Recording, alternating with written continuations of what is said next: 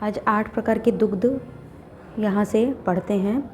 तो ये 8 प्रकार के दुग्धों का वर्णन किया गया है। इसमें अंडरलाइन करें अविक्षीरम, अजाक्षीरम, गोक्षीरम, महिषम चयत, उष्ट्रीणाम, अथनागीनाम, बड़वाया, स्त्रियास तथा।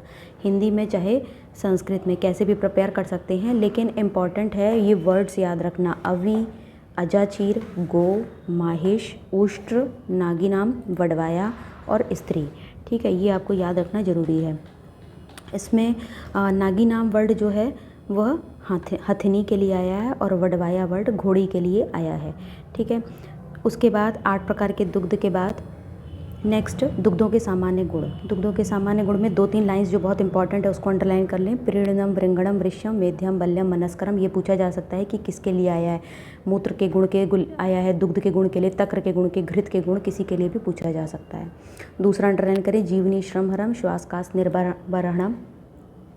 तीसरा अंडरलाइन करें शोणित पित्तम च संधानम विहतस्य च। और चौथा जो बहुत इंपॉर्टेंट है सर्व प्राणभृताम सात्म्यम शोधनम च। ये बहुत इंपॉर्टेंट है, सर्व प्राणभृताम सात्म्यम शमनम शोधनम तथा। ठीक है, और इसके साथ ही एक जो है वो ये दिया हुआ है यहाँ पे लास्ट लाइन में पथ्यम वात पित्त विकारिणाम। ये भी इंपॉर्टेंट है, वात पित्त विकारिणाम, वात पित्त विकारिणाम ये बहुत इंपॉर्टेंट है। ठीक है, उसके बाद इसको हिंदी में पढ़ लीजिएगा। ठीक है, कॉमन एक जो डिस्क्रिप्शन है इसको पढ़ लेना। उसके बाद विमर्श में अंडरलाइन कर लो तत्र सर्वमेव क्षीरम प्राणिनाम प्रतिषिद्धम जाति में। बहुत इंपॉर्टेंट श्लोक है, ये रेफरेंस के लिए पूछा जाता है सुश्रुत के अकॉर्डिंग। ठीक है, ये सुश्रुत सूत्र अध्याय 45 में बताया गया है। तत्र सर्वमेव क्षीरम, क्षीरम अर्थात ये दुग्ध के लिए बताया गया। प्राणिनाम प्रतिषिद्धम जाति सात्म्यात्। ठीक है, सभी प्राणियों का आहार ये बताया गया। उसके बाद दूसरा एग्जाम्पल भी जो रेफरेंस है वो प्रिपेयर कर लें। एतद वै पय एव अन्नम मनुष्याणाम। ये शतपथ ब्राह्मण में कहा गया, ये भी रेफरेंस पॉइंट ऑफ व्यू से ये रेफरेंस के लिए बहुत ज़्यादा इम्पॉर्टेंट है। उसके बाद नेक्स्ट आते हैं इसके बाद बाकी तो ये सब डिस्क्रिप्शन है, इसको तो ऐसे ही पढ़ सकते हैं। उसके बाद पृथक पृथक दुग्धों के गुण के बारे में बताया गया है। ठीक है, पृथक पृथक दुग्धों के गुण जो है आगे अन्नपान विधि अध्याय चैप्टर में बताए जाएंगे, तो वहाँ हम इसको डिटेल में पढ़ाएंगे। अब उसके बाद हम नेक्स्ट आते हैं शोधनार्थ 3 अन्य वृक्ष। बड़े इंपॉर्टेंट है ये। ठीक है, फलनी मूलनी के अलावा जो दूसरे 3 वृक्ष शोधन कर्मों में प्रयुक्त होते हैं, कौन कौन से हैं वो। पहला है स्नूही, दूसरा अर्क, तीसरा अश्मंतक। स्नूही, अर्क, अश्मंतक। ठीक है, उसके बाद इस अश्मंतक का प्रयोग वमन के लिए, स्नूही का प्रयोग विरेचन के लिए। ठीक है, ये वमन के लिए, स्नूही विरेचन के लिए, और अर्क का दूध वमन और विरेचन दोनों के लिए बताया गया है। ठीक है, ये पूरा लर्न करना है, इसको लर्न कर लीजिएगा। ठीक है, शोधनार्थ पुनः 3 अन्य वृक्षों के बारे में अलग से डिस्क्रिप्शन दिया गया है। पूतीक, कृष्णगंधा और तिलवक। ये भी तीनों प्रिपेयर करने, इनकी छाल प्रयोग की जाती है, इनकी छाल प्रयोग की जाती है, इसको लर्न कर लीजिएगा। ठीक है, उसके बाद नेक्स्ट तीनों का आम्युक प्रयोग, ये भी बहुत इंपॉर्टेंट है, इसको पूरा लर्न करना है कि विरेचन कर्मों के लिए पूतीक और तिलवक का प्रयोग करना बताया गया है। ठीक है, कृष्णगंधा का प्रयोग विसर्प, शोथ, अर्श, दद्रु, विद्रढ़ी, गलगंड, कुष्ठ और अलजी, इनमें शोधन के लिए कृष्णगंधा का प्रयोग बताया गया है। तो इस प्रकार से इनको प्रिपेयर करना होगा। ठीक है, उसके बाद नेक्स्ट आते हैं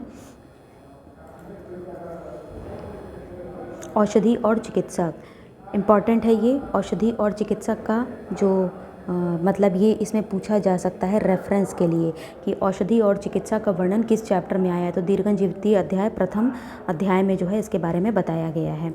ठीक है, जो वन में अजा का, अभी का, गौओं का पालन करने वाले और इनके अतिरिक्त जो वनवासी मनुष्य हैं वे लोग औषधियों के नाम और रूप को जानने वाले होते हैं। सिर्फ रेफरेंस याद करना है, औषधि और चिकित्सक डिस्क्राइब्ड इन दीर्घजीविती अध्याय प्रथम चैप्टर। उसके बाद नेक्स्ट आते हैं इस श्लोक के बारे में। ये श्लोक बहुत इंपॉर्टेंट है।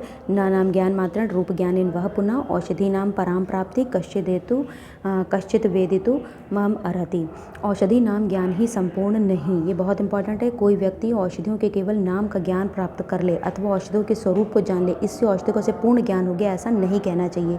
ये श्लोक जो है वो रेफरेंस के लिए, इसका कोई अर्थवर्थ नहीं पूछा जाता है, ये सिर्फ रेफरेंस के लिए ये श्लोक पूछा जाता है कि किस अध्याय का में ये श्लोक बताया गया है। उसके बाद दूसरा ये तत्वविद कौन, ये भी जो है वो एग्जाम पॉइंट ऑफ व्यू से रेफरेंस के लिए इंपॉर्टेंट है। इसमें ये श्लोक ही पूछा जाता है। योग वित्त रूपज्ञस्तासाम तद्विद उच्यते ठीक है। ये लाइन यही पूछा जाता है कि जो औषधियों के स्वरूप को न जानने वाला केवल उसके प्रयोग को जानता हो, वह तत्व को जानने वाला होता है। फिर उस व्यक्ति के बारे में क्या कहना जो औषधियों को सब प्रकार से जानता हो, यानी जो औषधियों को सब प्रकार से जानता होता है वह तत्वविद या सर्वथा कहलाता है। ठीक है। उसके बाद आ जाइए नेक्स्ट, ये भी बहुत इंपॉर्टेंट है, ये रेफरेंस के लिए बहुत इंपॉर्टेंट है ये भी, कि चरक अध्याय प्रथम चैप्टर में बताया गया है। योग मानसाम तोयु विद्या देश काल उपादितम पुरुषम पुरुषम वीक्षित। कभी कभी ये सेकंड लाइन भी सिर्फ पूछ ली जाती है, तो ये दोनों लाइन इंपॉर्टेंट है। ये भी रेफरेंस के लिए। नेक्स्ट श्लोक भी बहुत इंपॉर्टेंट है। यथा विषम यथा शस्त्रम यथा अग्निशनि यथा तथा औषध विज्ञानम विज्ञातम अमृतम यथा। न जानी हुई औषधि उसी प्रकार प्राणघाती का होती, जिस प्रकार विष शस्त्र अग्नि या इंद्र का वज्र प्राण को हर लेते हैं। इसके विपरीत जानी हुई औषधि अमृत के समान प्राण रक्षिका होती। ये सारे इंपॉर्टेंट हैं, इसमें कुछ भी छोड़ने लायक नहीं है। ठीक है।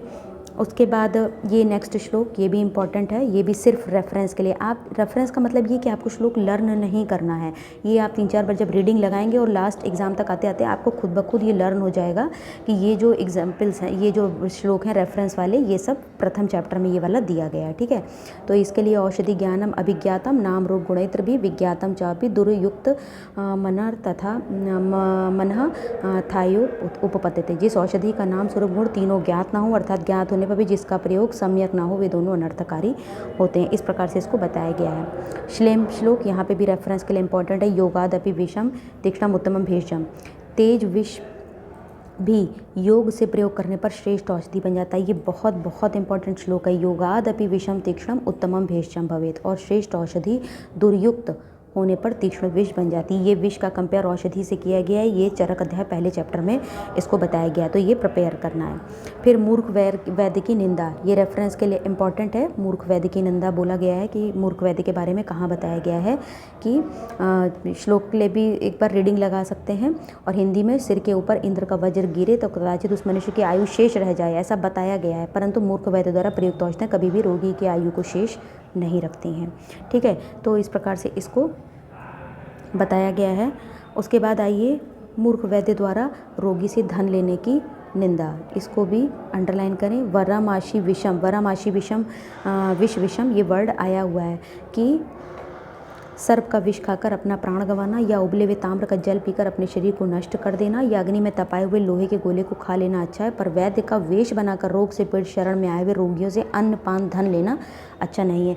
तो यहाँ पे इसकी वैल्यू को, इसके नैतिक वैल्यू, जो मॉरल वैल्यूज़ हैं उनको यहाँ पर बताया गया है। तो ये भी रेफरेंस के लिए इंपॉर्टेंट है कि कहाँ पे किस चैप्टर में ये सारी बातें कही गई हैं। फिर चिकित्सक सदा प्रयत्नशील रहे, ये भी वैद्य बनने की इच्छा रखने वाले बुद्धिमान पुरुष को चाहिए कि वह अपने गुणों की संपत्ति प्राप्त करने में अधिक प्रयत्नशील रहे, जिससे वह मनुष्य को प्राण देने वाला वैद्य बन सके। ठीक है।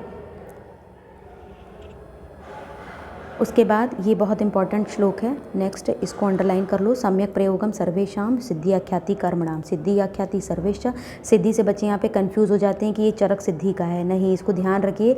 सम्यक प्रयोगशाम सर्वेशाम सिद्धि आख्याति कर्मणाम, अर्थात सभी कर्मों में सिद्धि का प्राप्त होना ही यह सूचित करता है कि इस क्रिया का उचित रूप से प्रयोग किया गया। यह वैद्य संपूर्ण यथोचित वैद्योचित गुणों से युक्त है, और यह बात क्रिया की सिद्धि को सूचित, यानी कि अगर क्रिया ठीक से हुई है, पेशेंट अगर ठीक हो गया है, तो हम समझ सकते हैं कि चिकित्सक जो है वो बिल्कुल सर्वश्रेष्ठ है।